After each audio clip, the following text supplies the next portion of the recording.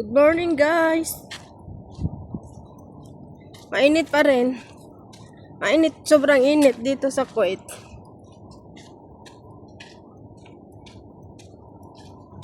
Pero malapit na, taglamig na naman.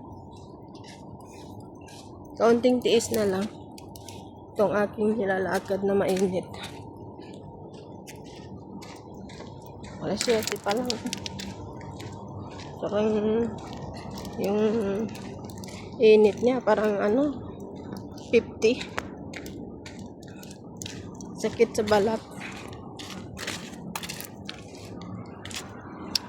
Sunog na ang katawan ko dito sa init. Araw-araw ba naman nilakad ko?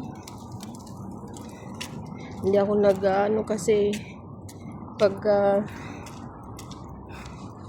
tatalukbong ka ng lalo na ako di makahinga sa init.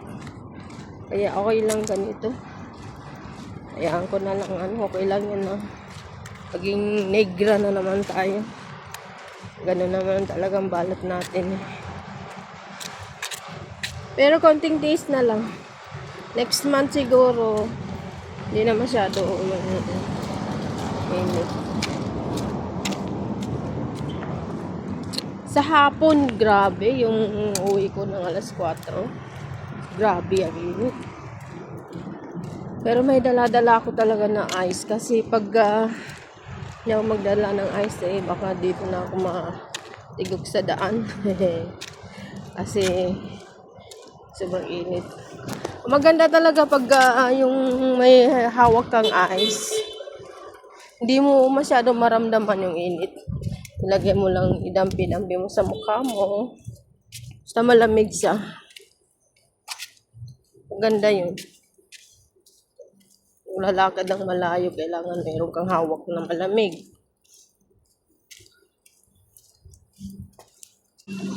May naman na siya, may hangin.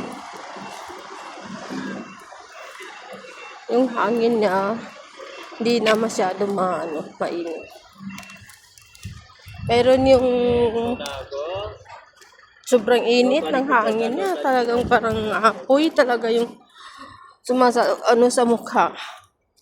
Pero ito ngayon, hindi masyado. Kaya parang nag-aano na yung lamig.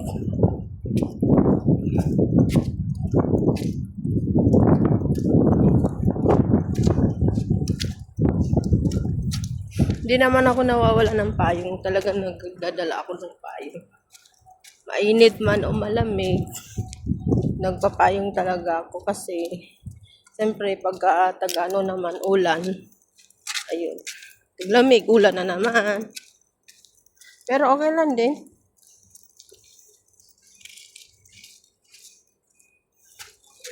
Kaunting tiis na lang. Ganun talaga ang OFW. Hirap. Lahat mahirap. Pero kailangan. Di naman pwede na din magtrabaho kasi syempre